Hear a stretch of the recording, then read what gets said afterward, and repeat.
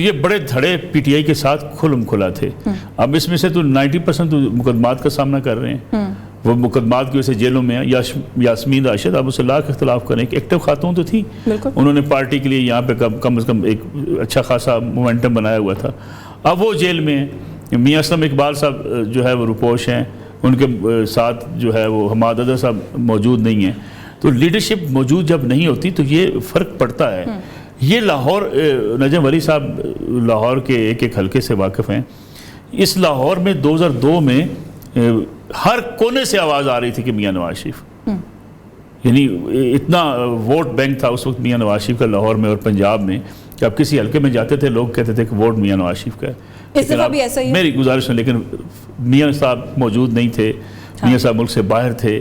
سیاست لوگوں کو پتہ چل گیا تھا کہ وزیر اعظم تو میاں صاحب نہیں آ رہے، وہ ملک سے باہر چلے گئے ہوئے ہیں. لوگوں کو پتہ تھا مسلم لیگ نون کی لیڈرشپ جیلوں میں ہے، مسلم لیگ نون کی لیڈرشپ میدان میں نہیں ہے. اور یہ واضح پیغام چلا گیا تھا نیچے تک کہ حکومت مسلم لیگ نون کی نہیں بن رہی ہے. 18 میں تو جیل آ گئے تھے. میں 2002 کی بات کر رہا ہوں.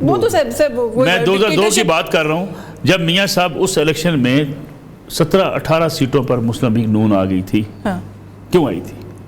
چودھری پرویز علی صاحب یا مسلم لیگ قائد اعظم کیوں آگے نکل گئی تھی کہ یہ امپریشن بن گیا تھا کہ میاں نواز شریف اس الیکشن میں کہیں سٹینڈ. صرف ایک لقمہ بیچ میں کہ لاہور سے مسلم لیگ نون، Peoples party, Jamaat Islami alliance کر کے بھی لاہور کے ناظم کا الیکشن ہار گئی تھیں.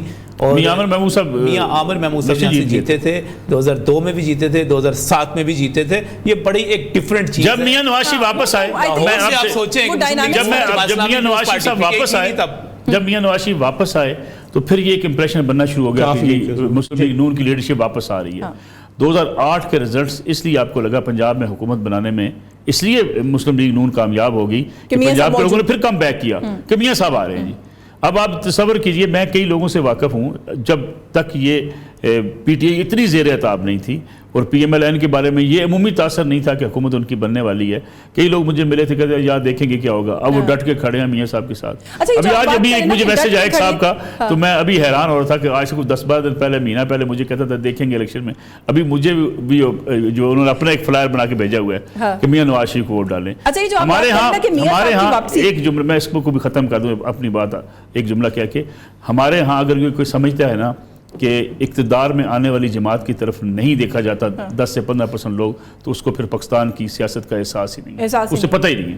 ہمارے ہاں جب دیکھا جاتا ہے کہ راجہ صاحب اقتدار میں آنے والی جماعت کا فیصلہ کیسے ہوتا ہے؟ راجہ صاحب ایک آخری جملہ، راجہ صاحب جو کہ وزیر اعلیٰ بنتے رہ گئے تھے یعنی پنجاب میں آپ کو ایک بات بتاؤں. اچھا ویسے اس دور میں بہت سارے بنتے رہ گئے تھے.